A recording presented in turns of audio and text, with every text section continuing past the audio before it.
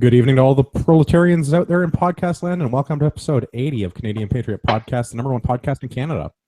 We're recording a special Thursday edition of the show on June 1st, 2017. Oh, sorry, I'm messaging. I'm Marty, hunter and sport shooter in rural southern Ontario. Gavin, business owner, gun enthusiast, hunter, atheist, content provider for Toxic Kodiak Pathfinders, and the host of the Greater Toronto Area chapter of the Tactical Beard Owners Club. I'm Tim, owner-operator of Tim's Good T-Shirts, and I'm also the proud descendant of immigrants. As always, I'm your host. My name is Andrew. I'm a recovering libertarian, a member of the 1%, and I own a small business as a way to save on taxes. And we'd love to hear your feedback about the show. So please visit CanadianPatriotPodcast.com/feedback or email us at feedback@CanadianPatriotPodcast.com.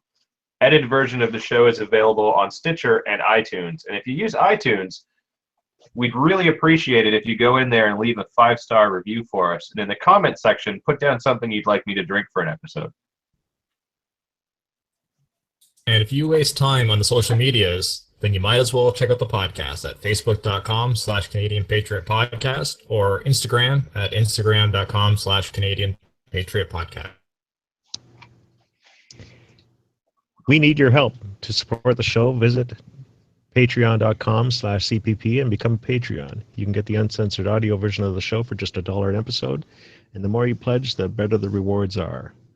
If you pledge $5,000, we will get a Brownie 1919 machine gun, Mullen Levy engraved on the side, and you can shoot it at any CPP hosted or attended event. So going for the 1919, I see. Good stuff. Late addition to the panel. Ladies and gentlemen, What's going on, everybody? Would you care to introduce yourself, good sir? Yes, sir. I'm an American living in the volunteer state. I do a podcast when we can. We've been so swamped lately. Along the same line of topics, just hoping that we can wake people up to taking their liberty into their own hands and help everybody understand that there's other people out here that actually care about this type of stuff. You're not on your own when you're muttering under your breath like, oh, here they go again, when you're talking about the government. I'm the guy that's probably going to be a little bit saucy and force Andrew to do a little bit of editing. I'll try to keep that to a minimum because I do appreciate what it takes to edit. But I'm here. I'm not queer, and I'm ready to get drunk and talk shit. All right, and we have the first edit of the show. Well done. That's what I'm here for. Cock balls. Get it in so we can, what we need to do is, signal. We need to have, a specific set of space. I thought we already were. Well, yeah, bosoms. Moving right along, let's go into what are you drinking. We'll start with Gavin. I am drinking the Crown Apple and Coke Zero this evening. Okay, so honest opinion, how do you feel about the Crown Apple? That's what I want to know. I like it. Does it keep the doctor away? I believe so, yes. Okay. Are you just on the rocks, or are you mixing it with anything? Yeah, Coke Zero. Oh my God, he just said he was mixing it with Coke. But no, I'm a big fan of the sort of green apple flavor myself, so I appreciate it. I think there's a cocktail you can make called something like a Royal Flush, and I think you use some sort of Crown Apple and some other shit in there, and it's actually pretty good. I don't know. I drank it in college once, and that was a great night. But anyway, I do enjoy Apple Jack, so like Jack Daniels and apple juice. So this is kind of the same, but a little bit more fake green apple tasting. I bet you there's a cocktail related to George Washington, because he didn't he bite into an apple or something, or I don't know. Anyway, he cut down a cherry tree. He shot a cherry tree off of his son's head. None of these things are relevant. Marty, what are you drinking? The Crown Maple tonight, also with Coke Zero. Good stuff. Matt, what are you drinking? mid-sip? Well, I was drinking. Let's see. I had a few Shiners. Right now, I'm drinking pints of Miller Lite, and then before that, I had some George Dickel Barrel Select Tennessee whiskey. Nice. Very good stuff. Whenever the guys can make it down to Tennessee, tweet. Whenever you guys can make it down to Tennessee, we'll go to the distillery. It's about 40 minutes away. Gorgeous countryside on the way, but yeah, like it's one of their barrel selects you can only get at the distillery. It's delicious, and I'll try to bring a bottle up for the charity shoot too.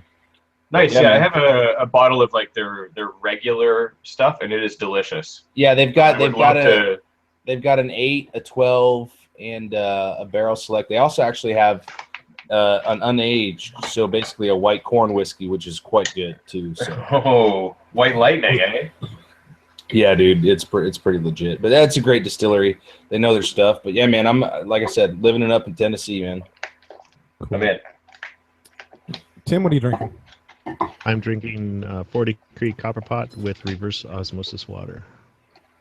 Okay, out of curiosity, I've never asked this. What's the ratio between the whiskey and the water? It varies. Okay. Yeah, What do you interesting. think tap water is? It's a gay bomb, baby. The Alex Jones drops are on point tonight, I see. I don't like them putting chemicals in the water that turn the friggin' frogs gay. Globalists.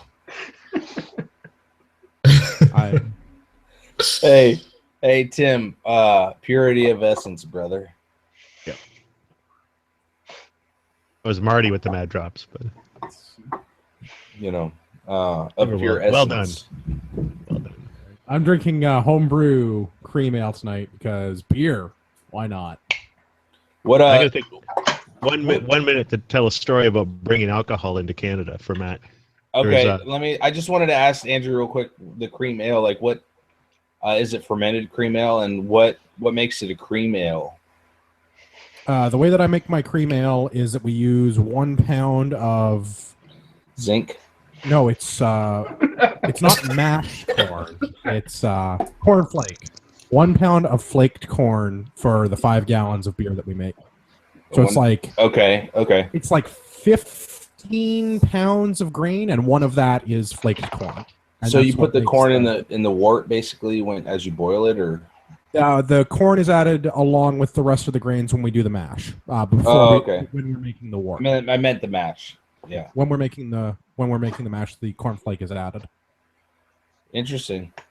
I bet it's like a little sweet, but probably not too sweet. But Yeah, it gives it a little bit of sweetness. It makes it a little bit smoother. It's got that kind of creamy texture mouthfeel. that's cool. Hey, man, if you're home brewing, I'm happy. I like that. Yeah, me too. Beer is good. All right, Tim, story time. 60 seconds. Go. Okay, my coworker's neighbor is from Switzerland, and they come over to Canada for 3 months every summer, and they have for the past 3 years mailed my coworker a case of really nice wine, so they have some nice wine when they're over here. And for the first 2 years it was accepted, but this year it was stopped by Canada Post. They were said that is wrong, and they were going to have to send it back to Switzerland on their own dime. But luckily, the problem solved itself, and they lost the case of wine. What? That sounds about like Canada Post. Yeah. That's dumb. Don't mail yourself alcohol. What was illegal about that? Just mailing it is illegal. I don't I think think Canada Post accepts it. I don't think it's illegal. I think it's just against their corporate policies. Oh, I've I thought it heard was people- bypassing taxes. I've had people send me alcohol. Yeah, I mean, like here in the States, there's certain states where you are not allowed to receive alcohol in the mail, and it's related to like back in the Quaker days, kind of. But like, like a lot of people are on like wine, those wine mailing club things and stuff like that. Like, and that's totally legit.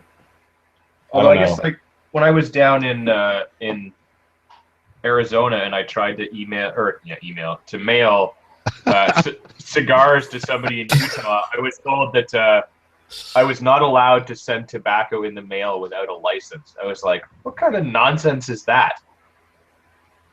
That's ridiculous. Yeah, my guess is that they're just upset that the Queen didn't get her blood money on it. Yeah. Yeah, no, Canada Post has this really weird alcohol rule. So it doesn't matter. You can ship alcohol through Canada Post, but it has to meet certain criteria. They also call it intoxicating beverages in the literature. It's not actually... That sounds far more appealing. Yeah, so do I call it that too, though. So it has to be less than 24% alcohol by volume or 48 proof if you're shipping whiskey. And it can only be shipped by air or ground. I don't know if there's another option, but those are what it says in the book. What about boat? Yeah, bicycle? boat. I don't know about by boat or by bicycle, and I believe there is also a limit on how much you can send in a single package. That doesn't make any damn sense to me about the tobacco thing, though. Like I've got friends that are in the Low places? one of the special forces. Yeah, very low places. One of the best special forces group, and we send shit to them all the time. We send them like probably more sleeves of dip, like Copenhagen, than like all the Texas buys at once. We send them tobacco all the damn time when they're out there, doing their thing. Like I've never had anything returned to me with tobacco in the package. You know what I'm saying? Like I didn't even know that was a thing. Like APO, FPO mail might be treated differently than regular USPS mail. I hope so, because dude, if you're a Green Beret and you're I don't know, you just want to get your dip on. Yeah, man, you just want to dip. All right, now that we've been thoroughly Copenhagen sponsorship right here. Mm-hmm. Let's get a tangent on this tangent. Yeah. It's no longer a rabbit hole. It's officially a warren. I'm just trying to make Andrew happy, That's my goal in life. I don't even know what to say to that. Let's talk about some of the new labor laws that are coming into effect in Ontario for 2019, courtesy of the Win Liberal government. It's a good idea. We start calling them the Lose government. Well, I have a suspicion that they will still win the next election, although Win may not be the head of the party. Is that how you pronounce your name, Win? Or Yes. is it like whiny, as in whiny? It's not like Winnie. Cunt.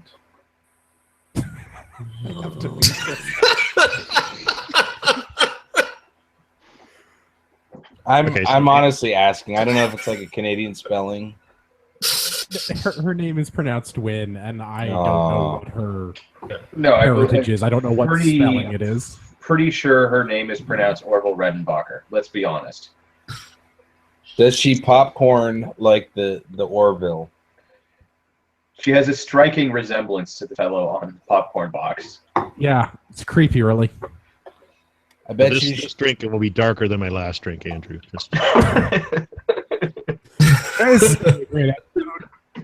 Let's get into the labor law changes. We've got a summary of changes, and we're going to reference the Woodstock Sentinel Times. As an American, when you reference the changes, just because I've got a couple friends that want to listen, that are planning to listen in. Oh yeah, shout out to Wes, not your friend Wes, our friend Wes, in Indiana, right? The Hobbit. Yep.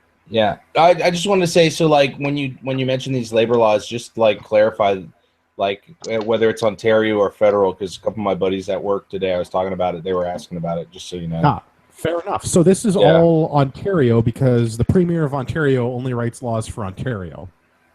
So when we're talking about the provincial Liberals, we're talking about the province of Ontario. Yeah, so you have your own, basically, legislators in the province. Yes. Essentially, in Canada, a province is much like a state. Right. Dude, American school systems are not, they're public, so. Any government school system is not very good. But, okay. Labor law changes coming up in Ontario for 2019. We'll just run down the list, and then we can get into the fun stuff. Casual, part-time, temporary, and seasonal employees will be given equal pay to full-time employees for doing equal work. There will be exceptions based on seniority and merit systems. Questions, concerns, comments?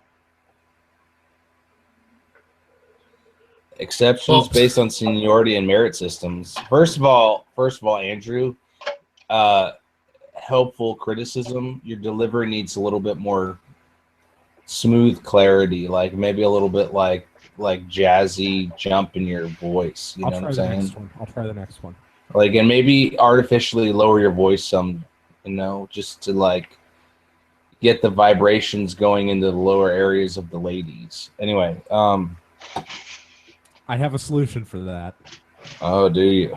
Yeah, we'll get into that. I have no real commentary about this one. I mean, I guess it makes sense that people are doing the job are paid the same whether they're seasonal or part-time or full-time. Like, I guess that makes sense. I don't know why that's a regulatory thing, but but here's the thing. Yeah. Okay, you have a full-time employee that's there doing the job. It's there for you, for over the course of the year and stuff like that. You have a seasonal employee. Like, let's say it's a summer student that's there for the 2 or 3 months as you're out of high school. They get paid the same amount as your full-time employee because they're doing the same job. My thing is, how is this even a law? What that? yeah. Well, Okay, yeah, why is the government even interfering? If you run a business, make your damn decision. Let's not get bogged down on the first one. Marty, can you use your special effect and read the second one to appease our American compatriot? Lower minimum wage rates for liquor servers, students under 18, hunting and fishing guides, and will also rise along with the general minimum wage. Was that low enough? I mean, I bet you some women need new panties now. Yeah. You better. Yeah. So was that actually? Again, I don't see a problem really with this because the fact that we're having different minimum wages, I don't think it needs to be a law because it's dumb. But if we're going to raise the minimum wage, I guess it makes sense to Raise everyone? Raise the other minimum wage as well. Yeah. Right. But how did Okay. hunting and fishing guides get singled out as a category? I was going to say that as well. That I did not realize that hunting and fishing guides were part of that lower minimum wage. I bet you, honestly, at some point in that lobbying situation, there's probably some fellatio involved. All right, the next one. Once an employee works for just the thing though, like hunting and fishing guides, they do have a because they're in the outdoors with boats and with guns, they do have a significant amount of risk. So there's the fact that they were getting paid less is surprising. But are these Ontario government because positions? they're gun owners, right? I still don't understand what. Okay. So in Ontario, there is a minimum wage, and then there are other minimum wages for certain jobs. The common example is a waitress in a bar. If you serve liquor as part of your profession, your minimum wage is less than a person who does not serve liquor as a part of their profession. Because you get tips. The theory is because you get tips to offset the cost. But you also need smart serve training. Yes, I think Matt, if you can just say yes or no, this is you're just amazed by how much government interference there is in the business in Ontario. Yes, and I'm trying. I'm drinking a lot tonight, but I'm trying to do my best to not force Andrew to edit a lot because I am extremely flabbergasted. As am I. And the thing is, and that's part of the problem. That's insanity. I mean, it's seriously, it's friggin' insanity. It's but it's the status quo up here. That's part of the problem. What I don't know. I don't even okay, I understand when people are I need the government to help out homeless people or hungry children, and I understand that, and I can argue against that because they're coming from a principled position of wanting to help somebody out, and they might not realize maybe there's a better way to help people out. But when it comes to that amount of control, my number one statement I'm going to say right now is all this stuff is related to central planning and central banking, and the idea that a government, an entity of combined of human beings can control a situation, and somehow maybe they're smart enough to control random human interaction. But guess what? The century of central banking and central planning was also the century of total, utter modern warfare. So that's not a coincidence. But anyway, let's keep letting them distinguish what wages are good enough for like somebody who works in hunting and fishing and somebody who works in a bar and somebody who gives handies in a fucking Asian rub joint. We know they're not on the books. They're not paying their Canadian pension plan or employment insurance benefits. No, Are you serious? in Ontario, they've got to be on the books, dude. It's legal up there. You need a license to work there. It's legal up there, isn't it? I thought it was like the handy joints or whatever. Yeah, no, it's totally legal. You need a license to work. I'm surprised that the handy people aren't getting the lower minimum wage as well. I would have to tip-based business. You would think right? that's a tip-based job. That's definitely a tip-based job. That's a higher tip base than like a bartender. I mean, I'm assuming Well, I think that could depends entirely on be the person. just tip-based. Some people's tips are further I mean, down hopefully than it's not. others. Hopefully it's not just the tip. Okay, so another thing that's becoming a law. Once an employee has worked for a company for 5 years, they're entitled to 3 weeks of paid vacation. Most companies were doing this voluntarily before, or at least competitive companies in professional services arena were doing this before. So now the government's making everything do it. My answer is the same. Why the hell is this a law? Yeah, I it should be a understand. law. I'm so angry right now. I'm seriously. I'm wait, shaking. I'm so angry. No, here's the thing. Why? Like, if you are willing to take a risk to put your entire livelihood on the line to run a business that in turn like pays people and provides a livelihood for people, like make the decisions yourself. The more laws you have to deal with, like the more difficult it makes just running that business, period. It's No, but the government. Gavin cut out, but I think what he's trying to say is the government knows best. no, I mean But see, I'm getting my company did this anyway. You would get 3 weeks of vacation at 5 years. So what the government right. did with its interference is it's now come in and it's removed that incentive that my company was offering anyway. So now it's leveled the playing field. And now my company has to raise their put more money in to increase incentive to get better workers than the people who don't offer that. That's right. So now instead of offering vacation, you're going to have to pay more because everyone gets the vacation. Yep. Yeah, I mean, my company was the same. We did 3 weeks or to after get 5 loyalty. years, and it kept going from there up to a maximum of like 6 weeks. Was where we capped ours. I think that's part of the problem. Is it's common in professional industries to have 5 years with an employer, you get 3 weeks paid vacation. It's an incentive to work for those employers in that professional capacity, right? Yeah, Yeah. Exactly. It's incentive to be loyal and to work your way up there. But it was unfair, and some people were being taken advantage of because they weren't staying with the employer long enough to earn their vacation, or in some cases, the employers weren't offering that additional vacation. Guess what? If you don't offer it, then no one's going to work there because they're going to go work for the companies where it's offered. So thanks, government interference, you've now removed that incentive for good employees to go and work for good employers. Yeah. What's the next one? Because I'm beyond triggered. Oh, yeah. This whole thing is very triggering. I have been lit up. It for keeps like getting 2 worse days. and worse as we go through the list. Don't worry. Somebody needs to download the drop noise You know for what? the A10 Warthog. So like every time I say I'm triggered, you just hear the brrr, brrr. You know what I'm saying? Marty has something to say. What's up, Marty? No, so I mean, I was just Marty. gonna say is like as your comments about the like you working for a good company. Look where you're gonna go to work for that company that does offer this, and it's these types of things that are sort of litmus tested for whether or not you want to work for that employer. If your employer is saying like 2 weeks maximum, we're never going to give you more than that, even after you've been here for 5 years and that, they're probably an asshole to work for in other areas as well. So these are the kind of things that you can look for when you're comparing employers, when you're looking at jobs, as to whether or not it's a company you want to work for. Now that it's all been government mandated, it's sort of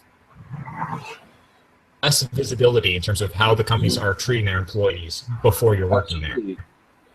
It just removes more of the decision making process from like grown ass individuals. Yeah, all to benefit the least skilled workers. Yeah, people that Or- wouldn't or be the able to work for the companies that would voluntarily offer additional vacation. Or the Islamic immigrants that the government pulls into the country. But then now I'm getting some tinfoil out. But anyway. Personal emergency leave would no longer apply to workers at companies with 50 or more employees. All workers would get 10 days per year, 2 of them paid. Domestic or sexual violence would be included as a reason for personal emergency leave. So first off, it shocks me that domestic and sexual violence were not already reasons for emergency personal leave. The fact that that's being added is baffling. Yeah, that like So- does that really need to be a law? Like, if someone that worked for me came to me and said that, I would be like, yes, of course you can have some time off to deal with that. Like, I'm not a friggin' savage. Like, It'd be like, and who is the person? Let's go fucking kill them. Yeah, well, we may have different styles of employing people, but yes. So that having to be enshrined in the law because it wasn't already is baffling. Go ahead, Marty. Thing is that essentially every employee gets, regardless of how big your company is or how small your company is, every employee gets days per year. 2 of them paid. yeah. Now, I've worked at prior it different was companies. only companies that had 50 employees or more, you were guaranteed 10 sick days. Yes, and oddly enough, I've worked at companies with much higher than that didn't have 10 sick days, but it wasn't a clearly defined. Like, if you're sick, you stay home. Yeah. And if you look at statistically, employers or companies that have a 10 sick day rule, guess on average how many sick days their employees are sick for. Ooh, I got it. Is it 10? Because we've actually used this statistic on the show before when we've been talking about teachers' unions in Ontario. Yeah, it's 10. So yeah, but if the you average- specify, Just a quick interjection. The average teacher in Ontario, according to a Maclean's article, takes 18.2 sick days a year. teachers are their own special. But, They are. They're our future.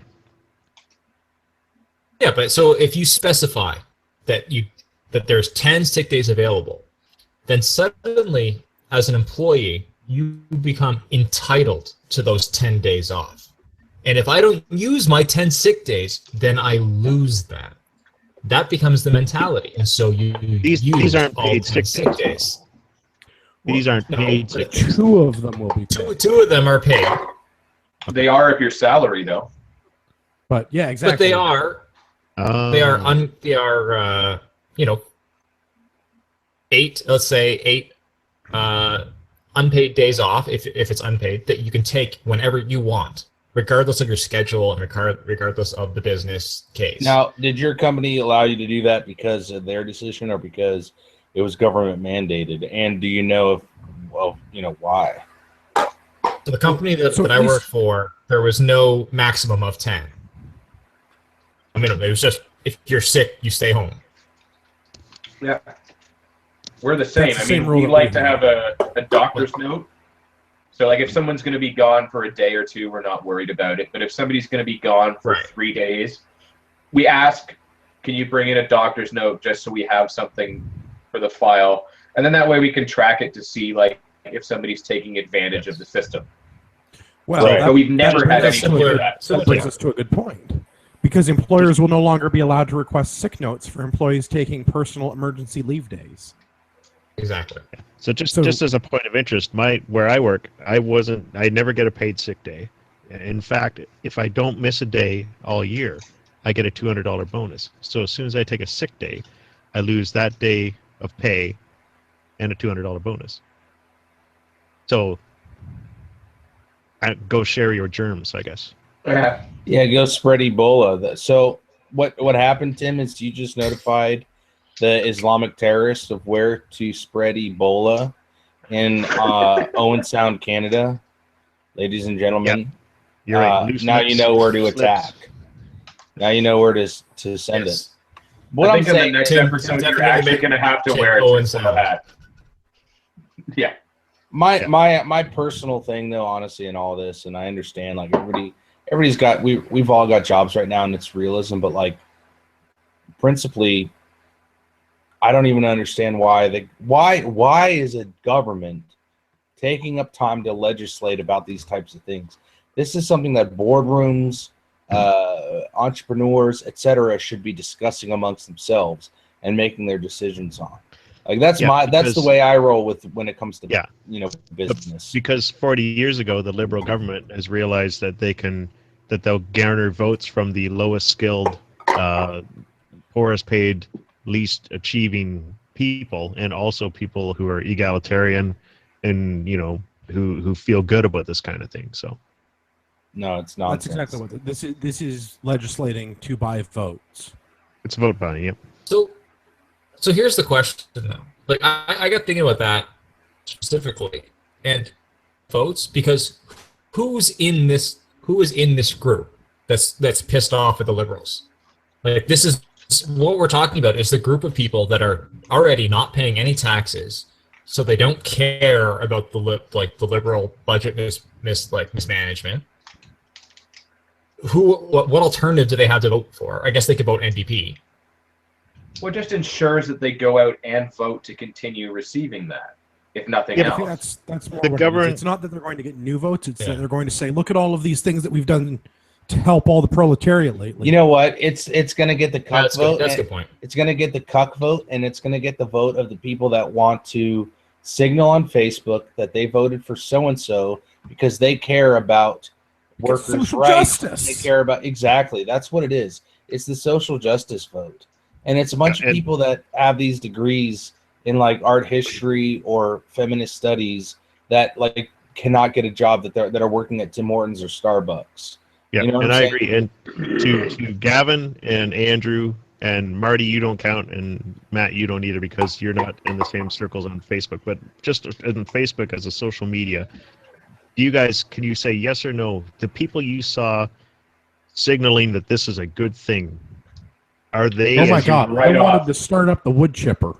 Are they Yeah. public sector workers or private sector workers? Almost without fail, they were public sector. Yes. Mine Okay, were bye. a mixed bag, but none of them were business owners. No, because Yeah. anyone who The owns ones a I business saw were can read mostly this and public see sector. it's a terrible, terrible plan. Yeah.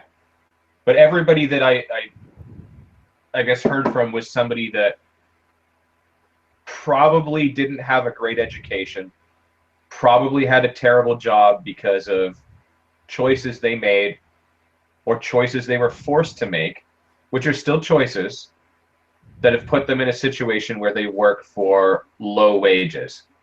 Yeah, very low skill. Yeah, I saw a this guy was from my all low-skill hometown. worker and Yeah. public employment. This guy was like 45 years old, so I'm sitting there going, like, you left high school like 27 years ago, and you've gathered no skill. Like, hunger should step in and be a motivator. All right, let's do some more, and then I want to start getting into the $15 an hour thing because that'll be stupid. Yeah. That'll trigger Matt something fierce. I don't know. Let's try and run through it quickly. Yeah, is there any in particular, I guess, that you guys want to talk about? Let's just kind of run through. Let's just try and go through them quicker. So the next one would be unpaid leave up to 104 weeks to parents whose children die. It is currently only offered to parents when a child's death is related to a crime. So from now, parents will get 100. That says 104 weeks. That Can't be right. No, it So is. 2 years? You get 2 years off if your child 2 years. That was what the previous law was, but your child's death had to be related to a crime. So it wasn't necessarily that your child was murdered, but I don't know what other situation would come up. I guess if they were shot dealing drugs. Maybe they were hit by a police officer who should have called off his high-speed pursuit.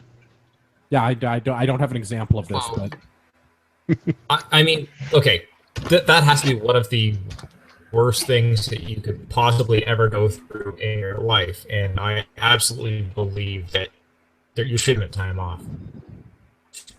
Absolutely. years seems a To bit legislate much, 2 years but is needlessly excessive on the part of the government. And a compassionate employer, I can't imagine if one of my employees came to one of the guys on my team that works for me came to me and was like, "Hey, my kid passed away." I'd be like, "You go deal with that." Like we had a guy that had a father pass away, and we're like, "Yeah, go take a couple of months. Like we'll figure out how to backfill you until you're back, and you let us know when you can come back." It's not like the business will keep on when going. I went through this earlier, I totally read that as 104 days, and I thought, this is one of the less terrible things they've added in here. 104 days. That's reasonable. I'm like, that's not bad. I'm like, I'm okay with that as being, if they're going to do shit, like that's not a bad thing to do. 104 weeks is a little bit different. Honestly, and just to play a little bit of devil's advocate, possibly for the Canadian, some of the Canadian audience, only because it's a paradigm thing for me. Like, if you're going to run a business and you're going to have a successful business relationship with somebody, and you're gonna have employees to really be like, and I came from startups before I went into the work I do now. The idea is you build a relationship with the people you work with and you trust, so that when it comes time to work those midnight hours, when it comes time to make it happen, you trust those people and you have built this type of bond. Going into business with somebody, signing a contract with somebody is a bond. It's a relationship. It's a legal thing, but it's also a relationship. And if you want to be extremely successful, you need to build powerful bonds with people and with customers, right? And why do you need a government even involved in that? Like, any reasonable person, if you're trying to build and sustain a relationship with a great employee or a great customer, you're gonna make that decision as a business owner if it's right for your business. You know what I'm saying? If you value your customer or your employee enough, you're gonna say, what can I do to help you? You're not gonna say the government mandates me give you 100 and something weeks. You're gonna say, how much time do you need? I'm here for you, brother. That's how you run a business, in my opinion.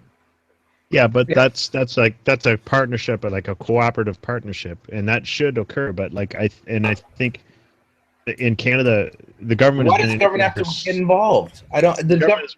Yeah, but they've been interfering for so long that they've changed the perception, and there are so many rules and labor laws now. Like you cannot work a worker more than, I think, 14 hours at once. You need to have 13 consecutive hours off in a 48-hour period. And they cannot make you work more than how many hours a week? 60. Yeah, I'm pretty sure it's 60. Yeah, so what they're doing...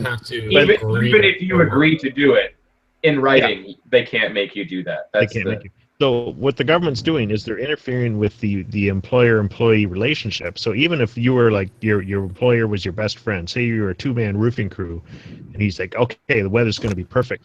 And then it's going to rain for 4 days. Let's go crazy and do all this stuff, and we'll make thousands of dollars a day. The government has interfered, and with the government interfering in the labor law, everyone thinks it's purely protectional, but the government is interfering to the point where, as soon as you try to do that, as soon as as an employee you try to say, "Come on, let's do this. We'll make lots of money together," then you automatically, I'm assuming, like for the most part, automatically would say, like, that's wrong. What you're asking me to do is wrong, because the government has said it's wrong. So they've changed the perception of employment. Right. I'd say it's almost the opposite as well, in that the effect of, like, from the employer's perspective, there's a lot of things that maybe they would otherwise not do, but now they'll go, the government doesn't tell me I can't do this, therefore it's not wrong. Absolutely. Why would you not? A lot of those things that we said, like, oh, an employer would obviously just do this anyway, like the bereavement and stuff like that. Well, now they're gonna, like, now they look at things because the government interference has changed the perception and changed the dynamic. Now they look at things and say, well, this isn't mandated, so it's fine for me to do this. Yep, absolutely. Okay, 9:40. I don't really care about any of these other ones. Are we good to talk about $15 an hour? I don't know if we're good to talk about it, but I know we're going to. All right, who feels triggered? Raise your hand. Yes. All right, so part of this, the capstone to the new labor laws, is that as of January 2019, the minimum wage in Ontario will be adjusted from $11.60 to $15 an hour.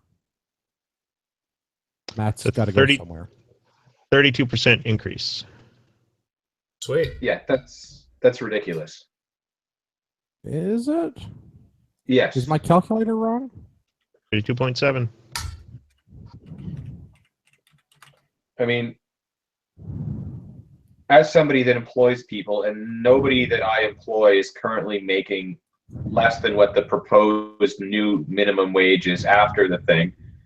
Like, we do typically somewhere between 3 to 5% every year in adjustment. More or less, we look at what the inflation is and kind of go along with that.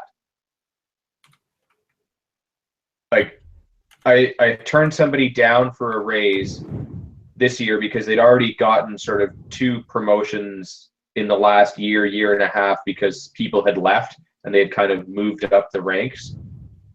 And they were asking for, you know, another 4% or something like that when they'd already gotten like a 10% raise, which, like, when you look at the actual dollar figure, is not huge.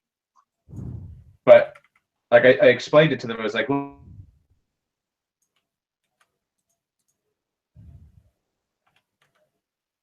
a year. So like, I'm like, sorry, but like, I just can't do that for you. Like, luckily the guy understood and was like, no worries. I was like, you know, in a year we'll look at it again and I'll give you another small increase again in a year. But Did you give like, him like a set of circumstances he could try to aim for? not really. I mean, because like, I mean, he picks parts in a warehouse. Like, Okay. you know, it's not like it's super skilled or anything like that. It's not like I can give him a sales target and I'm like, if you kill this target, I'll give you, you know, a bonus or a raise. Like, he is, for my company, an entry level position. Like, it does not get any lower than this. He's at the ceiling. But Okay. Yeah. And that's exactly it. Like, at what point did a starter job become a career ambition? Well, I don't think that a starter job should be a career ambition, and I don't like that the left has this whole autistic screeching thing going on, that every job that's a full-time job should have a minimum wage. No, it shouldn't. yeah, Just because a job Like, is full-time doesn't mean that it should have a living wage or that it should be above the poverty line. That's not the purpose of what an employer is there for. Businesses exist in this country to make money. The fact that they have employees allows them to make more money. If they can make more money, they can have more employees. And one of the things that they can do that's ancillary to their profit motive is employ people. But it's ancillary. Oh. Do I have a clip for you? I have Kevin Flynn, who is the Minister of Labor, explaining just the opposite of that. Let's hear what he has to say. Higher wages, Speaker, support strong business. That's because employers don't create customers create the wealth, Speaker. The spending is where it's going to. I can't wait to hear the response from the other parties. So higher wages. All I heard was he had a lot of cock in his mouth. Well, that's very stupid. Yeah, like, it's He was very hard to higher understand. wages. Is he trying to tell me that? Yeah, so he's bad with the words. So he's bad with economics too, Ultimately- apparently. He should be good with the Woodchippers. You mean in the Woodchippers? Higher wages There's always room in the support Woodchippers. small businesses. So what he says, higher wages support small businesses because businesses don't generate wealth. Customers generate wealth. Yeah, but this is just an example of government's belief that the taxpayers and the consumers' wealth is bottomless. No, that's not how that works. Well, it is until they have to pay all those taxes. Like I did this on the International Liberty or Death podcast, and you can just run a big long beep through that and piss Matt and Tyler off if you want. I think a year and a half ago. There you go, bitches. And we were talking about that in New York and California. We're raising their minimum wage to $15, and at that time I was shocked, and I said that's way too quick because they were raising it from like $12 to $15 an hour in like a year or two, and yet here we are in Ontario. We're like a year later, we're going to do the exact same thing. You know, honestly, I didn't see this coming. I've talked about this on my podcast too, but like seriously, my thing is like we talk trash about the government and the fact that they just maybe you know, the people in the country think just buy into it, right? Hook, line, and sinker, and they believe, oh, maybe these people know better. They're economists, you know. Where's the echo? They have all kinds of stuff going on in their, you know, ability to read projections and financial whatever, and people trust the government, right? And I think those people are stupid. Not just that, like I think the guys that used to have the big circus tour in America, the Ringling Brothers, there's a famous quote by them, like, never underestimate the stupidity of the average person. But like, it's not just about stupidity. Really, to me, what it's about is, I believe that there is a deeper, not necessarily evil going on, but a deeper globalist plan. Agenda. It's an agenda, yeah. And I think what it is people acknowledge and are able to take advantage of the short-mindedness of the populace as a group, and they're able to take advantage of group psychology, and they're able to push these agendas, because the $15 minimum wage is not about creating, you know, a livable wage for groups of people. It's about not just getting votes, but I also think it's about restructuring the entire landscape, restructuring the entire economy on a global scale. And you know, I'm not a huge conspiracy guy. I'm not like an Alex Jones type of guy. Like, you know, he's sometimes entertaining, and I think it's fun to listen to sometimes. But honestly, I do think this is a situation where there's an effort to restructure the way everything is just designed. You know, they're trying to take as much away from individual effort into creating your own wealth, and to put all of that effort and all that ability into the state to redesign it to from an independent make your way in life to a here's what you get, here's what we think you get in life, and to completely redesign the way it works. And I think that's what we're facing.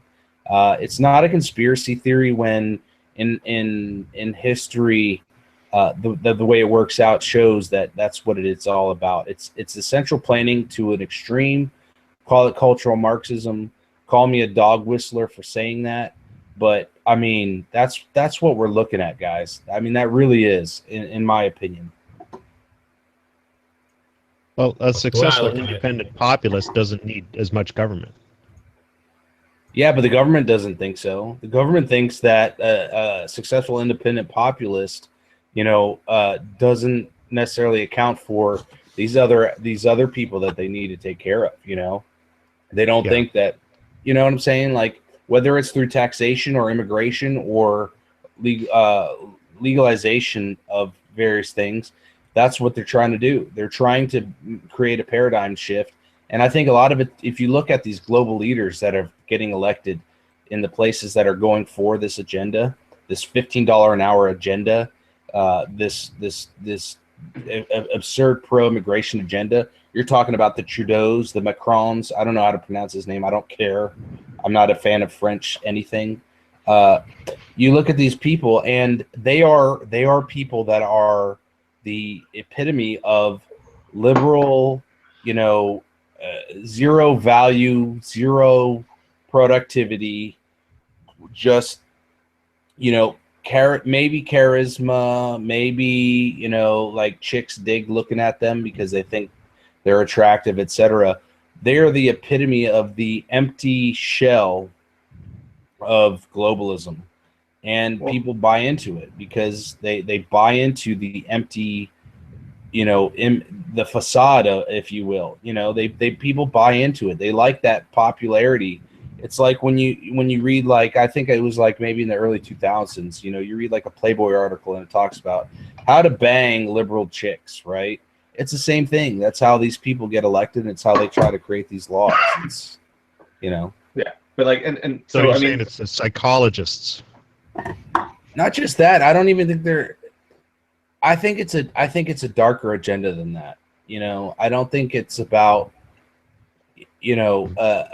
trying to create a better economy. I think it's about trying to change a paradigm shift of civilization, honestly. yeah. So I mean, and all of this stuff we're talking about is provincial here in Ontario, but when the leader of our country is on record for having said, and this is a direct quote, "We have to know that a large percentage of small businesses are actually just ways for wealthier Canadians to save on their taxes." How do you think the rest of the country is going to feel? Like, they've basically just shit on every small business, which I've done stats on this. Roughly 86% of Ontario, because that's what we're talking about, is employed. And then roughly 85% of that 86% is employed in small to medium business. So How large is a small 75-ish. business? I'm curious. What's the cap? So 10 employees? no, so a small business is considered anything that is 1 to 100 employees, which is like the bulk of that. And then there's a very small percentage that work in medium-sized businesses, which would be 101 employees to 499 employees, and large companies is 500 and up. So most of the country is small business. A very small percentage is in medium-sized, and then it's like 15%-ish somewhere in there that is large company. But like 75% of the population as a whole in Ontario is employed in small to medium-sized businesses. Are all of those people shitty people that are just like out to screw the little guy? No, those are the little guys. Those are the guys that are getting screwed. Oh yeah. And people talk about, and this is one of the things I've seen, is everyone's going on, well, this minimum wage hike helps the people that work for big companies. That's 15% of the population. That's nobody. Like, that is not a significant portion. The other percentage of the population is going to be completely screwed by this. But it also doesn't help those guys that are working for Walmarts and big companies, because guess what? Everything is going to become more expensive. They're going to be paying the same tax rate, so that $2 extra an hour they get, 60 cents of that is going to be paid to the government. The other $1.40 of that is going to get, the higher cost of milk, gasoline, clothing, food, everything they ever want to do, entertainment-wise, is going to go up in price because all of the labor costs everywhere have gone up. So they're not going to actually make any more money. Like, we haven't even mentioned the fact that we already did roughly a 30% rise in the minimum wage only, 3 years ago, 4 years ago? They made a huge jump in the minimum wage because that was going to solve this problem. Right. And if anyone wants to refer to the show notes, I've tabulated all of the data. So from 2006 to 2016, the minimum wage went up by 33% over that 10-year period. And what was the inflation increases over that period? That's my question. The inflation increase between 2006 and 2016, not as a... I can't work out the math on my head, but call it almost 2% a year on average. So that's... But you can't just straight add it. It's not... No, it's not compounded. 20%. It's compounded. Yeah, so I can't do the 2%. math because beer. Yeah. But Okay, call well, it let's just look at it 2% a year non-compounded. on average. At the same time, the consumer price index has increased by, call it 1.5% over the same amount of time. To put this into Go ahead. To put this into real perspectives, I went and I worked out the price of a large Tim Hortons coffee over the same length of time. So way back in 2007, the minimum wage was $8 an hour, and the price of a large coffee at Tim's was $1.31. Damn, $1.31 in 2007. So the price of Damn. the price of minimum wage today is $11.60, and a large coffee at Tim Hortons is $1.99. Doesn't sound like a huge increase, but the percentage increase is identical. The minimum wage has gone up 33%. The price of a large coffee at Tim Hortons has gone up 34%. The price of everything will go up as they drive up minimum wage. And this is not the market tied to inflation. Yep. Inflation is one factor in this, but it's my opinion that inflation is actually increased because minimum wage increases. It looks to me, looking at the tabulated data, that the years that we didn't increase the minimum wage, the inflation did not go up as drastically. Yeah. No, absolutely. Of course. I mean, that's basic the market economics. will react. The market will react. The market isn't a guy with a monocle staring at a freaking ticker tape watching his stock go up. The market is It should be, though. Yeah, it should be. I wish it was. Somebody sitting there. needs some echoes on the word guy, but anyway. Yeah. But the market will immediately react, and I really don't think that the costs, like the expenses are going to, the cost of living is going to go up equal to this raise. But this thing will only apply to like a certain percent of the population. But the costs will go up everything, and everyone knows this. The only difference is more taxes will be generated. You can't talk about. And what the difference is, Yeah, hang on a second. The difference is that the raise only applies to a certain portion of the population. Mm-hmm. Everybody else, the cost of living goes up, but our wage stays the same. Well, it's going to have to go up. 18%? It'll have to go up, though, because the people that are making $15 an hour now, do you think they're going to be happy continuing to make $15 an hour? Yeah. No. Right. So they'll go up to $16 an hour. And then the Like people I said, that they won't get the $3 range. But everybody is going to go up. Like at Gavin's work, like everyone there who'd been earning $15 or $16 an hour, who wasn't making minimum wage, like the government has now interfered with the market. The market will react. These people will now need to be rewarded more than that. Like the trickle. Yeah, because they've just been devalued. I guarantee you, I do not get a 30% raise out of this. I guarantee that. Nobody does. No. Right. So only people that are going to get that is the bottom. So no, and as you get a 30% increase of smaller, but it'll there will be those people are going to get a 30% raise. The entire cost of living goes up 30%, but everybody else gets a lesser percentage raise. So what it does is it compresses everybody else closer to the poverty line. It raises the poverty line, the actual dollar amount that is the poverty line. In that poverty spot, they stay exactly in the same spot relative to the poverty line, and everybody else gets compressed closer to the poverty line. That's but we're all part of the 1%, so that doesn't matter. I mean, we're all living high on the hog. Like we're all at the titty bar making it rain with like $20 bills. Like, I mean, what do we have to worry about, right? We've all got our tax shelter. I can't even buy waterproof boots. That's true. That sounds like a personal issue. Yeah, well, come on. I like the whiskey. But here it is. Here's the sound bite, okay? Here it is to all the listeners out there. This is it, okay? A higher minimum wage, raising the minimum wage, $15 an hour, is just inflation with good PR. It's worse than inflation, though. It is. It is. Andrew's right. Didn't mean to interrupt you. Go ahead, Andrew. Sorry. Inflation is a hidden tax on your wealth. Mm-hmm. Because fiat currencies are bullshit and central banking is a scam. Preach. It's not just It's not just that this is inflation with good PR. The cost of living increase is going to be 23%. It's not going to follow the consumer price index. It's going to go up 5 points this year instead of 2.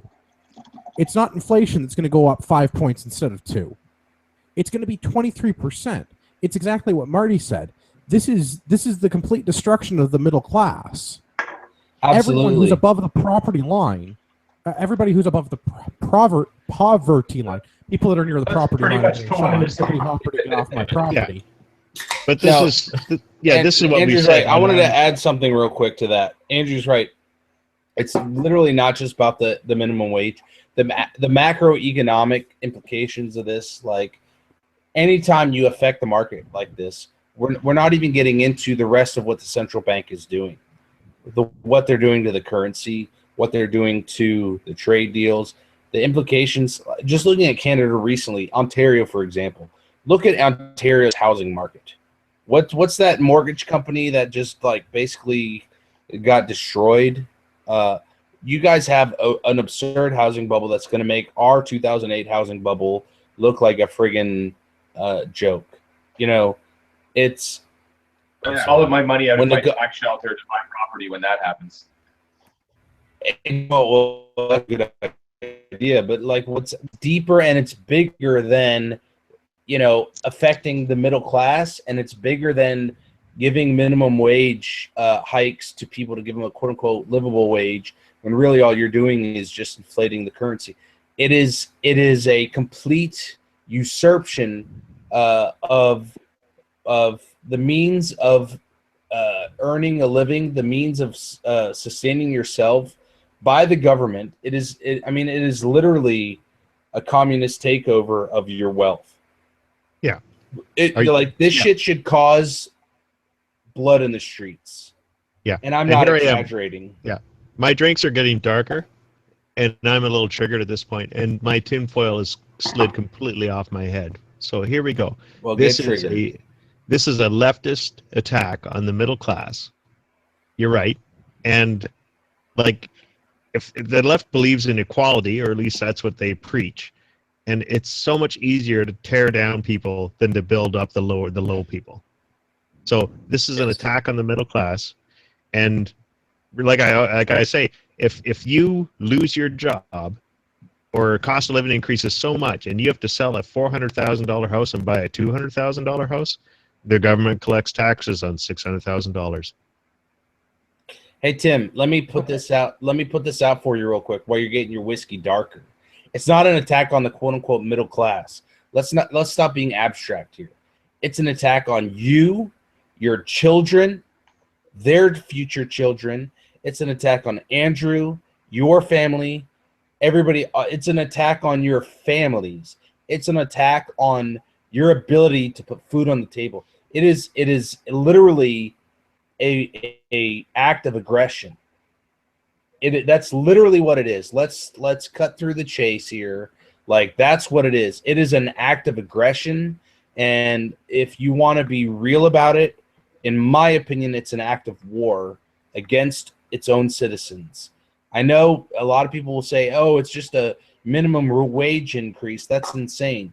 But as soon as you break it down and you follow Socratic logical steps, I'm talking about old school Greek philosophy here. You take steps logically. It is literally an attack on your livelihood, and it's an act of war. And I'm not being facetious, and I'm not trying to make an aggrandizement about this situation just for like kecks and giggles. I'm being serious here. It is an act of war.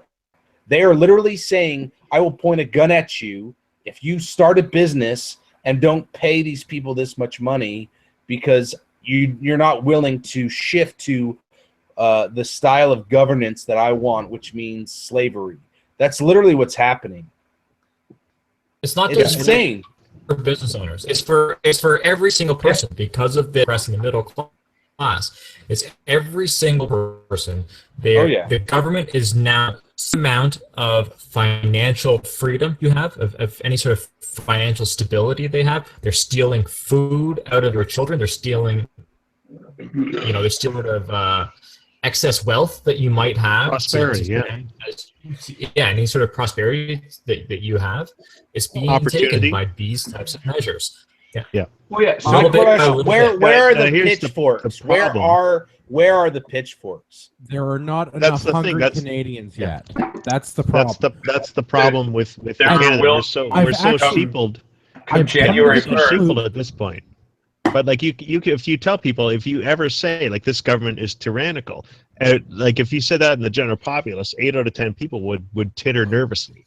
3 would shout you down because they're communists, but like the rest would just laugh at you. But like the definition, there was words for this back 200 years ago, and it was tyranny. And tyranny, the definition of tyranny is cruel, unreasonable, or arbitrary use of power or control. And in my opinion, this is an arbitrary use of power or control. This is tyranny. But as soon as you say that word in modern society, people they laugh it away, and then they'll just accuse you. They start, you know what? yeah. It's because the liberals have had so much, the cultural Marxists have had so much influence on the academic circles and stuff. Like, you're gonna get labeled a dog whistler, you're gonna get labeled all kinds of stuff, just because you care about your livelihood and the livelihood of your family. You know what I'm saying? This pisses me off. This pisses me off. This is the kind of stuff, seriously, back in the day, this is the kind of thing that would make people pour stuff over a ship in the harbor and start, like, seriously, Andrew, you can edit it out, start fucking killing people. I'm not even kidding. This is fucking revolutionary shit. No, like historically, Matt, what was the T-tax? Do you know it offhand? I don't mean to put I'm pretty sure it was about 3%. I want to say it was 3%. 3 or 6 tax on tea.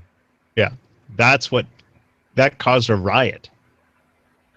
Yeah. Well, we're doing dress up like natives. We just got a 30%. We just got a 30% tax on everything. Yeah. But the average tax-free day is June 7th, and their children aren't going hungry. And the solution to this, by the average Canadian, when their children do start to go hungry, is not going to be violent revolution and sinking ships in harbors. It's going to be demanding that the government do something about it. Because the solution in Canada to any problem is just add more government. Clearly, that will fix it. You guys sound like you're winning. Here, if you're making minimum wage right now, and you want to make more than that, no one that makes I have a solution. Star show. Right. But pass this along. Earn it. Make it, create it, learn a trade, take a night course, get yourself an education, because right now you're doing a job that a child can do. Oh, I do you one better. I'm going to replace you with a robot. I'm going to replace people. Right. Literally, my job, my day job, is to replace people with automation. That is what I do to receive currency from my employer. I literally find ways to replace people with robots because I can do it better, and I can do it faster, and I can do it for less money. I have robots that never call in sick. I have robots that don't have family problems. I have robots that will never unionize. They won't take vacation days. This 3 weeks off thing, it's not a problem. If the robot goes down, you buy a new one. It costs you less to buy a new robot to service a McDonald's, so that somebody can enter to use the ordering system at a McDonald's, than it does for me to pay an employee at current minimum wage for 1 year.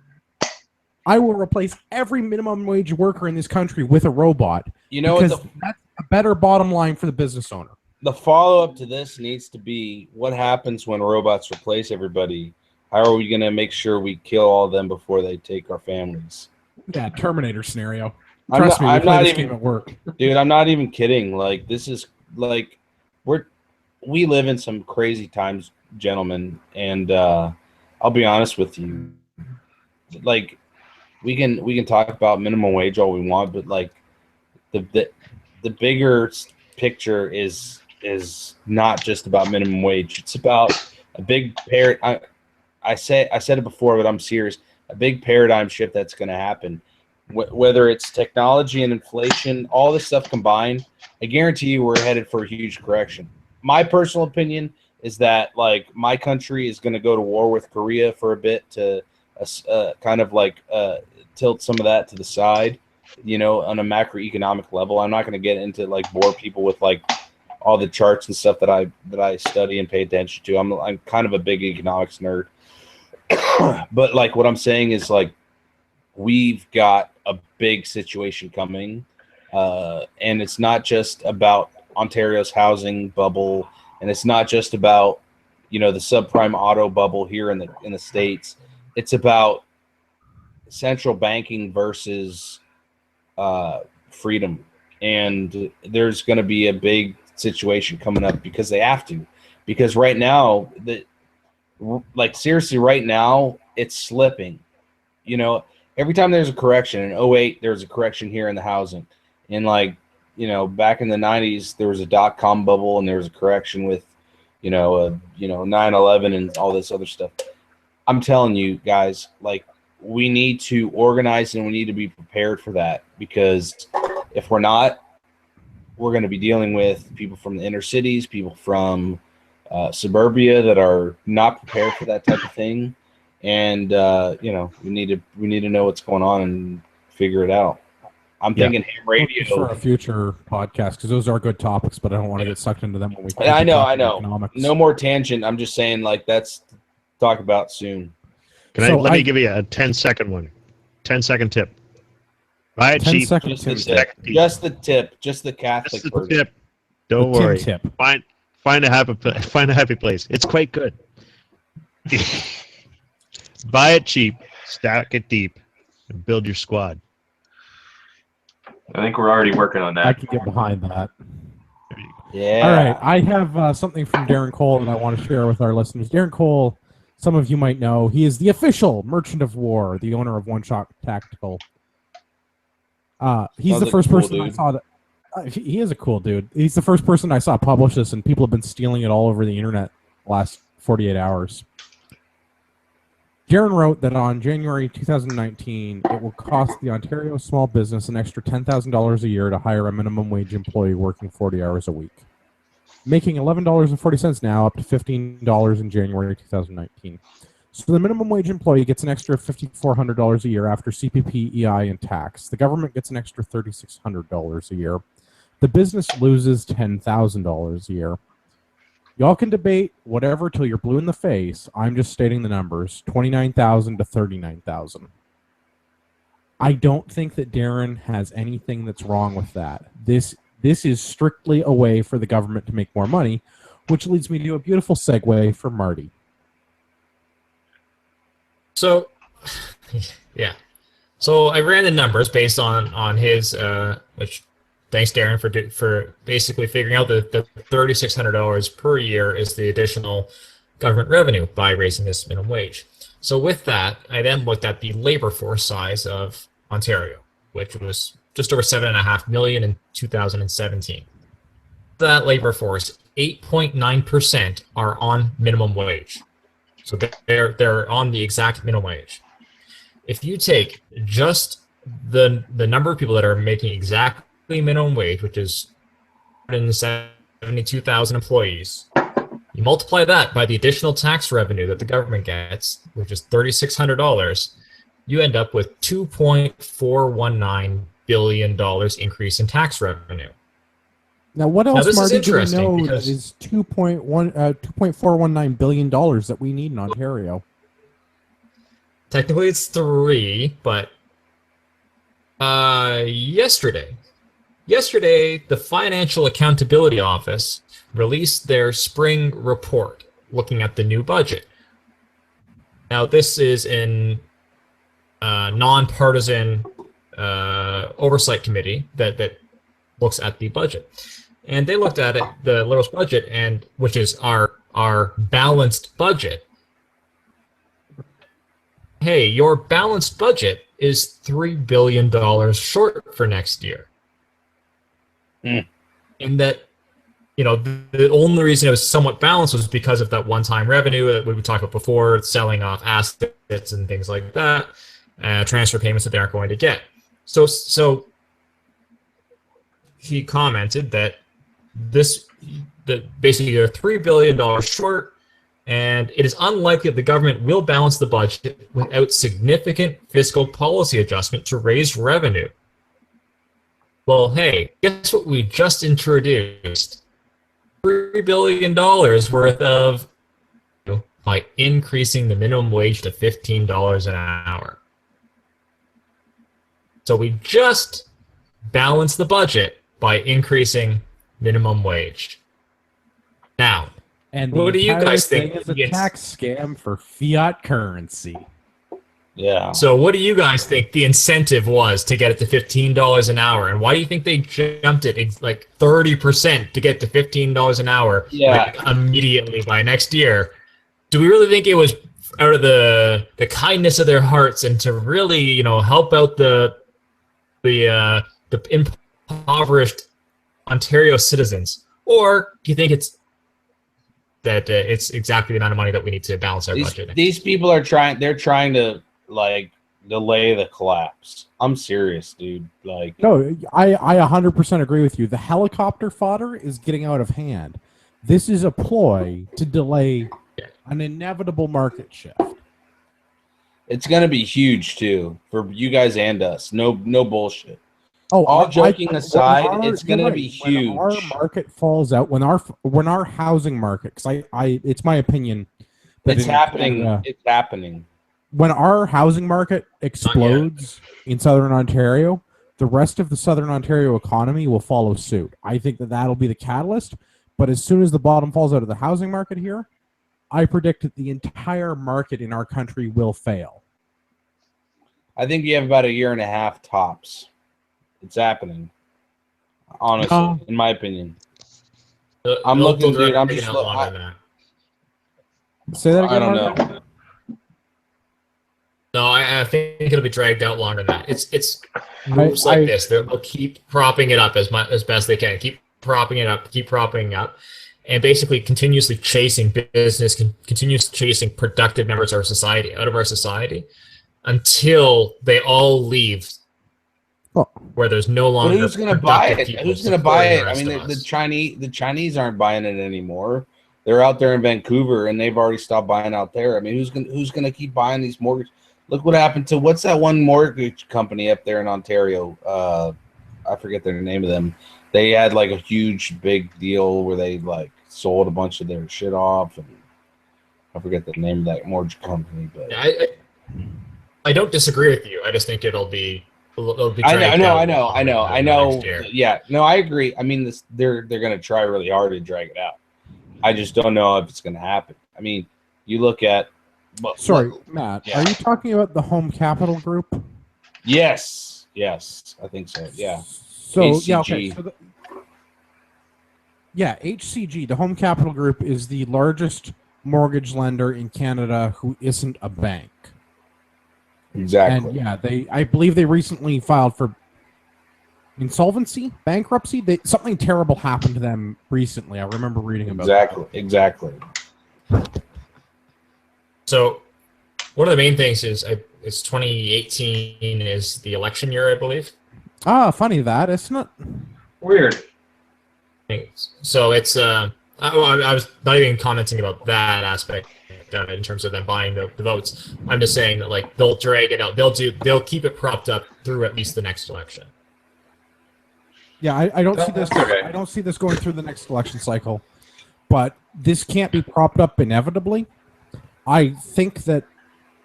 So I was looking because the problem is I think Marty, you might have touched on this: driving businesses and productive members of society out of the province. So I was looking at this earlier with where did the productive members of society go if they want to remain in Canada? And I was looking at the provinces that haven't gone completely jumping the shark or turning NDP or doing any of those other silly things. Oh my God, you're talking about an exit strategy. I was looking at the exit strategy earlier with the wife to try and figure out where does, as a productive member of society, where do I go that I can reside in as an agency abided folk? Come on, listen up. Can we call it on Texit or something like that? Yes, of course we can. It doesn't quite have the same ring as Brexit, but Gavin, you got to believe in yourself. You can make a thing. That's the thing, though. So wife and I have had similar conversations. Where do we go? And we've been looking at. Okay, so that also sounds like future podcast material that we should come back to and revisit. But the problem becomes, how do you continue to be a productive member of society? How do you continue to fulfill a professional job where you make money and have some kind of, some modicum of job satisfaction where you're performing a function that you don't despise? Because Personally, I would prefer not to collect Mincome or flip burgers at McDonald's because I don't think that those things would leave me fulfilled at the end of the day. I like building automation systems. I enjoy that. But I don't know if I can continue to do that in Ontario. And I think that's true for a lot of people that are in, call it the high knowledge trades, because it's not a skill trade. What I do, I sit in front of a computer. It is not like a plumber or a gas fitter or an electrician where I make a thing or I fix a broken thing, right? Yeah, you could do what you do from anywhere in the world. Right. Unlike a skilled tradesperson where you have to physically be at the place where the thing needs to be assembled or rebuilt or whatever, right?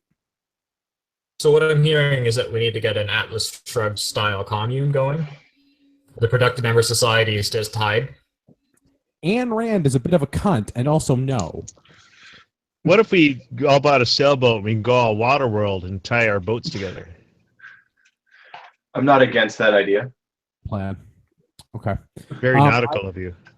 I mean, I did say that we could probably take Sealandia by force. There's not that many people there. Yeah. Well, Throwing the shit out of that. Yeah, but they've defended it before. Yeah, but they haven't had a group like us. We got radios. And then what? Well, no, to answer Andrew's quick point, honestly, I think I'm not trying to be biased because I live in the state and I've lived in a lot of places in America, including Texas, including my current state, the volunteer state. I'm telling you, depending how things go, from what I've seen in my experience in life, and I lived in a place near Washington, D.C. for a while too, if worse scenario happens, your best bet is going to be to move to some place like a Texas or a Tennessee where you're going to find a group of people that are willing to like not talk shit on Facebook, but to actually turn off their Facebook accounts and fucking make shit happen. These are places here where that shit is not that shit is real deal. I'm not Sorry. you know what I mean? Where is this social media free dreamland? I believe it's at your I'm place. saying no. Greenland is the one that's covered in ice. Hold on. Iceland is the one that's green. Don't get me wrong. No, what I'm saying is if shit starts actually happening, there's going to be people that I know that are going to turn off their social media accounts and actually get the business. I mean, I know you've said it before, but like the day that, podcasts like this go off the air is the day you really need to worry. Well, for sure. We're never going off the air. We're going to have our pirate broadcast from Sealandia. But see, then we definitely need Sea Fort for sure if we're going to do pirate radio. Do any of us even have fucking know how to operate ham radios? Like Marty's got the ham radio base covered. Yeah, but like, ham is delicious. And we won't need licenses then, bitches. Yeah. Where's your license rivets, now? Bitches. Yeah. Look at me. We the ham operators now. Where's your ham license? You can have my ham license with this handful of rivets, you faggot. Sorry. Hey, I've been pretty good. That will be Sans rivets. Censor that. You can censor that. No bullshit. I've been pretty good. I've been trying really hard. I will not title this episode Drunk American, but I will anyway. Featuring Drunk American. I like that he's giving Andrew permission to censor him. I have one more thing that I want to share before that I am done, and then we can start wrapping this shit show up. Everybody that listens knows that I make my own beer because it's delicious and it's a fun hobby, but also I get beer. I saw an article that was written that I want to read, and I'll read it terribly, but that's okay. It's the end of the podcast, and I'm pretty loaded. I read stuff terribly myself. You do. It's from the owner of Ontario Beer Kegs, where I buy all of my fine home brewing supplies. $15. How much money do they give you? No money. I just like their products because beer. $15 an hour minimum wage. Awesome idea. Totally in support of bringing folks out of poverty and improving the quality of life for working folks. I'm an employer and behind better jobs. A full-time job should not be below the poverty line. It should be the moral responsibility of an established business to just plain care enough. I'm blessed with an awesome staff, chock full of ones that give a shit. You know, the ones that will see a problem and just fix it. The ones that say, hey, I'm here to do a job. We give a shit about our guys as well. I want them to go home in one piece. I want them not to have to work 2 jobs. We pay far above industry standards and do pay scale checks every year. As we've grown, the bottom line has grown. We brought and will continue to bring on our folks with us to share the good fortune. It's not a hard thing to do. They are the ones that build the company anyways. To my staff, do not panic. These issues are already on my radar. So now I'm in a position where to keep my staff ahead of the crappy entry-level compensation is suddenly a heated topic in my house. We already pay in line with the median automotive suppliers from Stratford, the biggest employing sector around here. Without change on the current course, our baker's dozen of hourly wages will go from decent job to shit job. My staff just got screwed. Our most likely strategy will be a hiring freeze on our starter jobs, to be honest. Improve process flows to achieve higher output, and raise prices as needed. In 2019, I will just get my $1.99 medium Tim Hortons coffee and carry on my day without ever noticing I just paid more. Our government needs to get manufacturing back in Ontario and get us away from a service industry model if they want to make an attempt to actually end poverty. Our businesses need to be encouraged to promote innovation. We need to raise skill sets of our children in the emerging markets to attract businesses to Ontario in the future. We need to get corporations to adopt a mindset that a healthier employee will make a healthier company. For being full of wishy-washy bullshit, he makes a lot of really good points. Yeah, so like when I read through this, it really seemed like he started off being like, yeah, it's a great idea. And then through his article, started thinking about the details and going, wait a second. Well, I think that was the point. I think that the $15 an hour minimum wage, awesome idea. I think that was sarcasm. I think his intention was to help people make the shift into understanding what's really going on. Well, and that's why I wanted to share it, because I read it, and I've read a lot of stuff in the last 2 days, and Ontario Beer Kegs really fucking nailed it. They're like, this is... Yeah. They have good people. I buy my stuff, it ships next day, I get it on time, I get exactly what I ordered, they don't misship stuff. They're relatively local to me. The same tyranny you are. Right. Tim, or... well, not just Tim, but like Andrew, it's kind of your show right now. Can we let's do if it's okay with you, Andrew? I'm not trying to hijack shit, but can we do roughly-ish 15-20 seconds of this minimum wage shit? Like everybody's out. Well, it took you longer than that to ask the question, but go ahead. You know what, Andrew? I'm gonna see you in fucking July, and we'll have a conversation then. No, I'm just saying, like a quick, everybody's quick final take on the $15 thing, because I'm curious about it. Like, even if it's just a couple sentences of a good idea. Yeah. That is a good idea. Let's start with Gavin. He owns a legitimate small business. Do I really only have 15 seconds? Because it'll take me a lot longer than that. Quit wasting seconds, you asshole!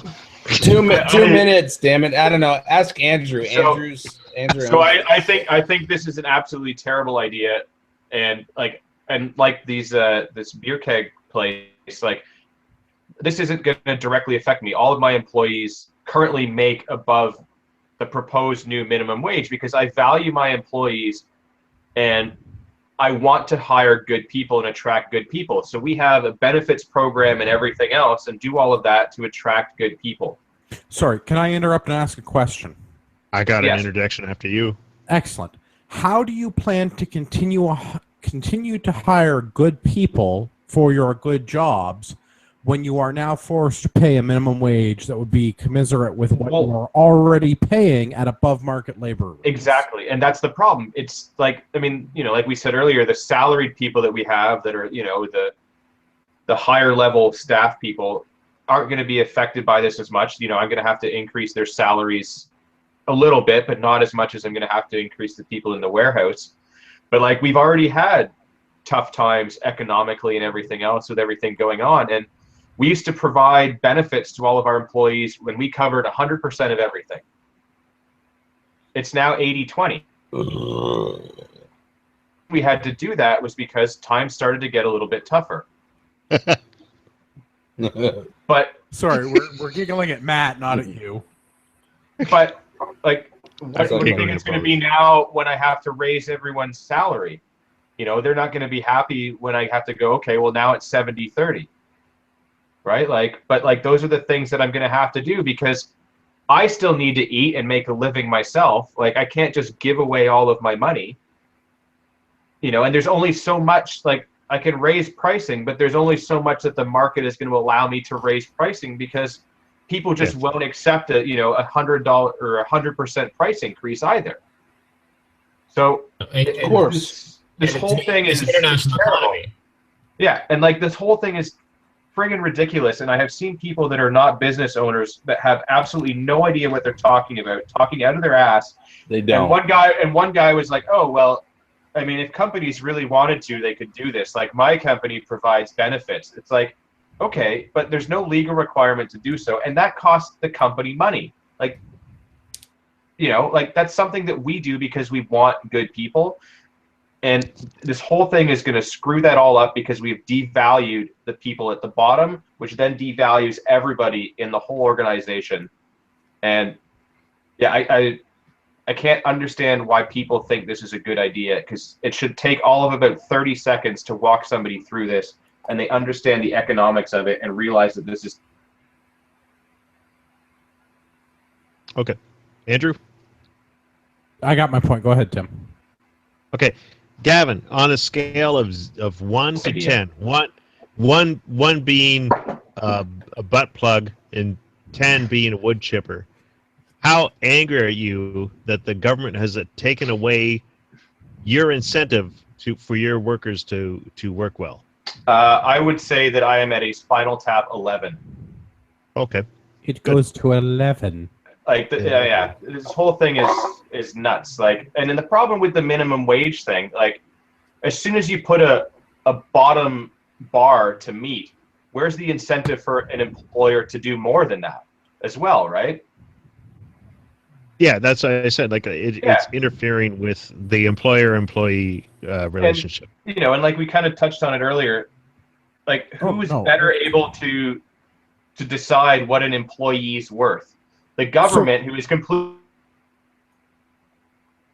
I don't know if Gavin cut out, if Gavin talks over me, whatever. I want to bring up another thing on the same vein. We'll see if Gavin's audio's come back.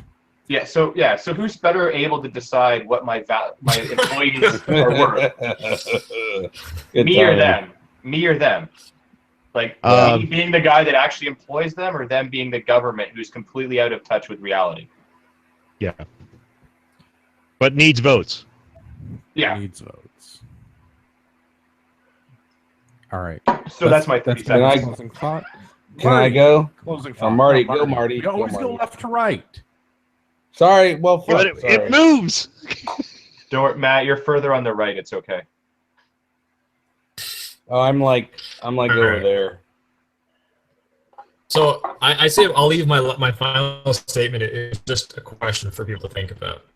Do you really think that if McDonald's is forced to pay $15 or $17 or $18, whatever it's going to be the next couple of years, do you really think that they're going to continue to hire inequipped, inexperienced workers? Is that rhetorical? Because I could totally go on a tangent about my robots again. No, it's rhetorical. Okay, just checking. Matt?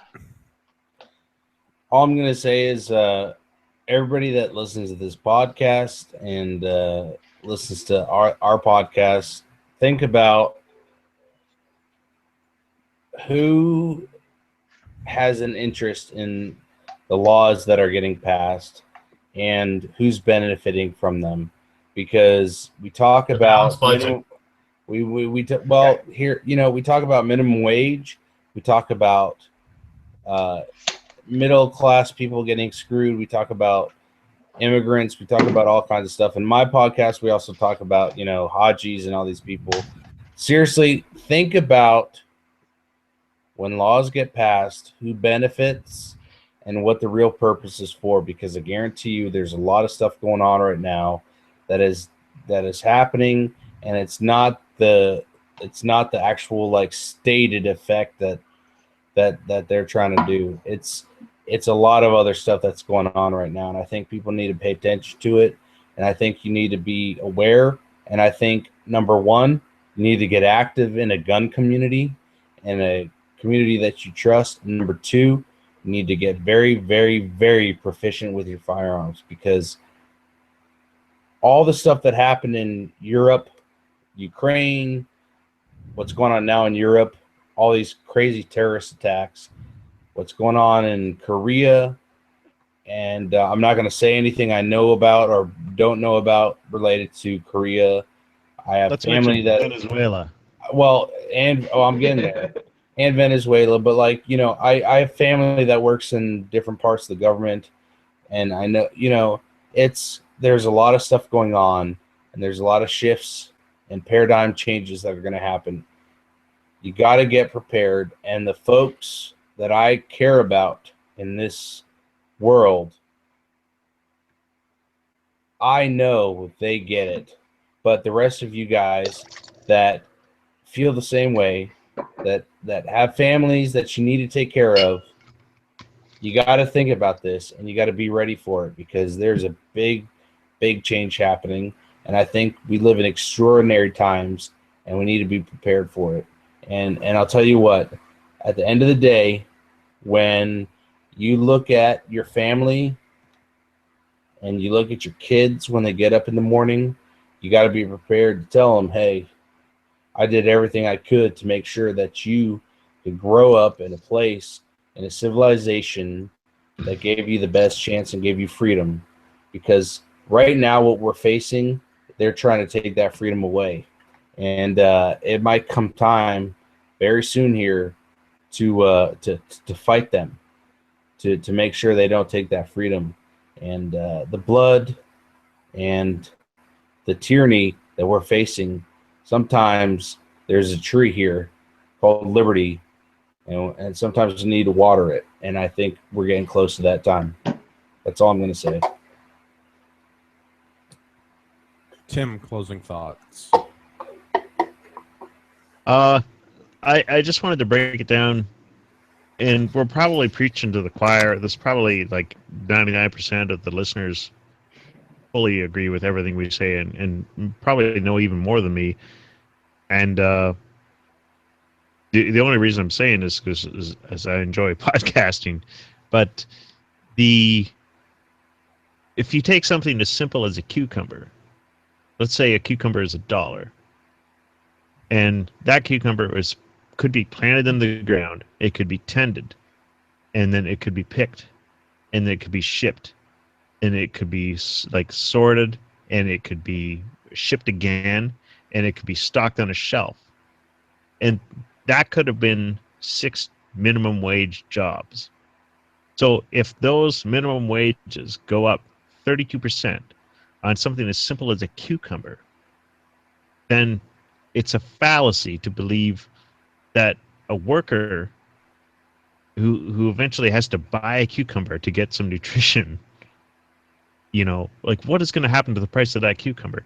I don't give a damn what happens to the minimum wage if the cost of living goes up beyond that. And I really believe, first of all, the minimum wage the raise is only going to affect. I'm going to pull it out of the air. Just stuff I've looked at. I've looked at a lot of information over the last couple of days. I think the minimum wage only affects like 18% of the workers in Ontario, and this is something that's going to affect 18% of the workers. But the minimum wage increase is going to affect everyone, and I really think the negative aspects of this increase in cost is going to far outweigh any benefit of a 32% raise to the minimum wage. And I don't think our government gives a shit about it.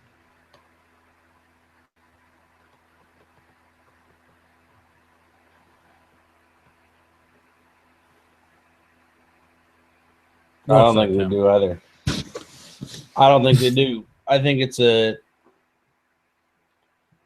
I think they have a plan, and I think it's not good for us.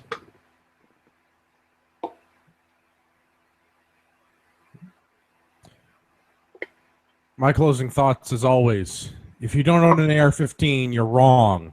Fix yourself. Get a lot of ammo as well, and maybe get some silver. Yeah. And honestly, get some food. Like, learn how to grow food.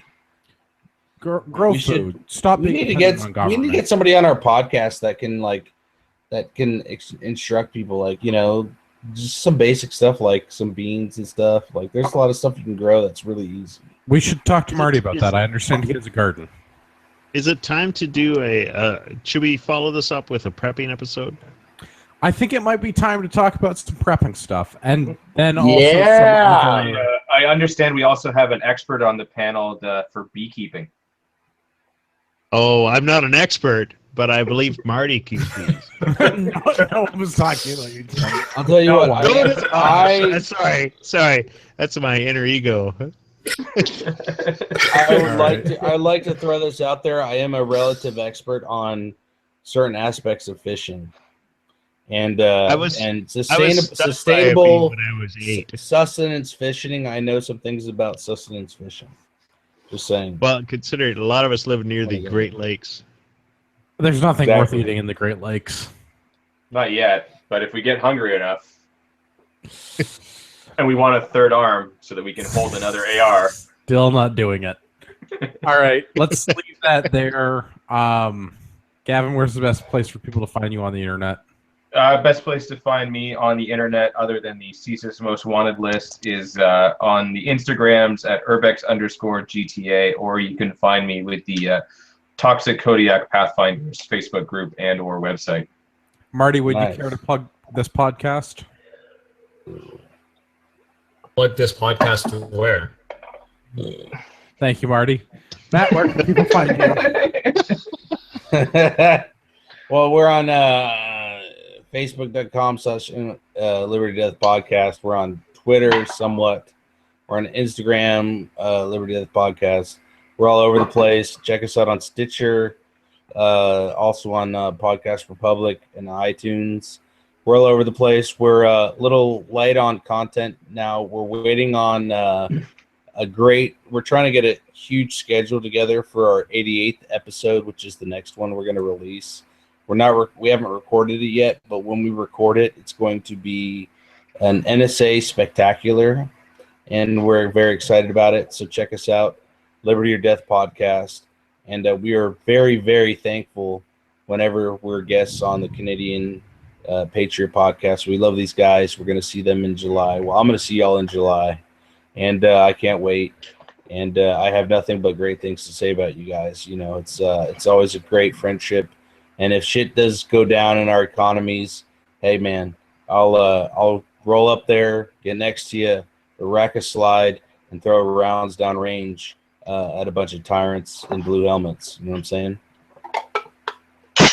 Tim, where can people find you? Have you got that website going yet?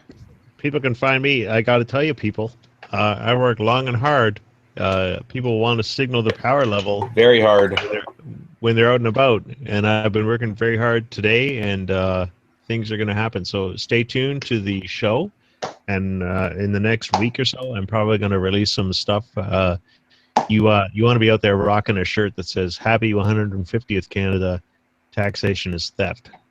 I've seen a preview, and they are quite good. They're quite good. You want to go out there on Canada Day, and you want to trigger some freaking lefties. Triggering lefties should be my like personal pastime. Wait, I just thought of one thing and we didn't mention it all. What's that? So, Going back to the topic quickly.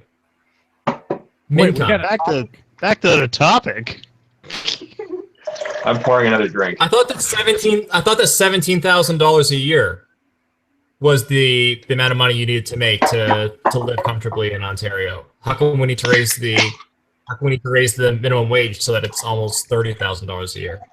Surprise, bitches! I just want to mention, staying on topic is my kryptonite. Oh, so that's all Tim, people you are did going to be really left good with tonight, after though. they pay taxes. So that's all they'll need to survive. It's the government that needs that extra money to survive, so that they can pay their What's pay hike. what's the marginal tax rate at $39,000? 25%? Pretty sure it's 25%. Yeah.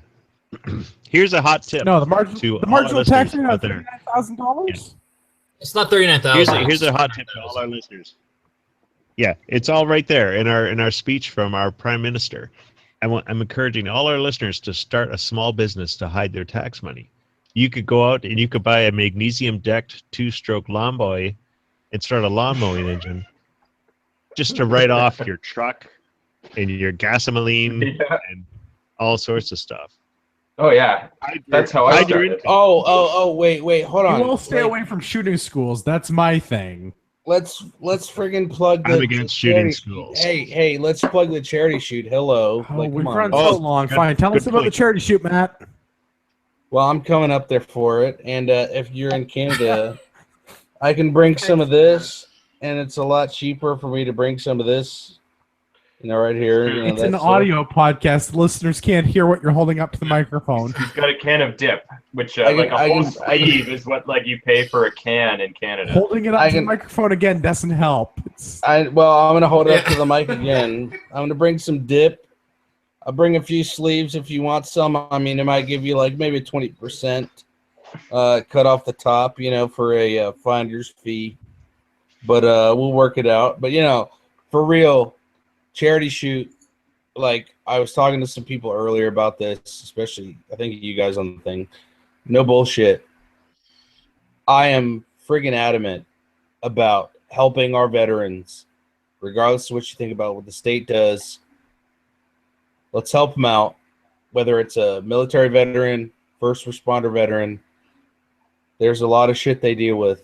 They fucking deal with like the worst days of humanity in people, and a lot of times the people they deal with, they lose. The people pass on to the next realm, and I think this charity shoot is going to be awesome, and I think that we're dealing with a great charity.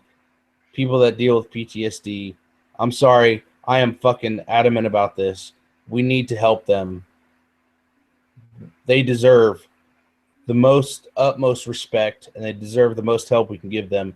And this charity shoot's going to be huge. I'm going to be up there. Let's fucking do it up. Let's get as much people as possible going, and let's make this a big event because they deserve it, and we deserve to give them our full effort in raising as much money as possible to help them out. And I'm excited about it. I just wanted to add, Tim, that's me, of Tim's Good T-shirts. They're quite good. There you go. I'm gonna be down in my basement. I'm gonna be making T-shirts until like sweat collects between my balls and my leg, which I don't like. Sweat drops down my balls. Yeah, That's the song, I think. but I'm gonna be in there making T-shirts to help raise money for PTSD people and the PTSD charity, the Many to One. So the least you guys could do is come out to the charity shoot and contribute some money to a good cause. come out. Just come out. And, Come on out, hang out, drink some beers with us after the shoot. Wayne competition is gonna happen. I'm making it happen. I don't give a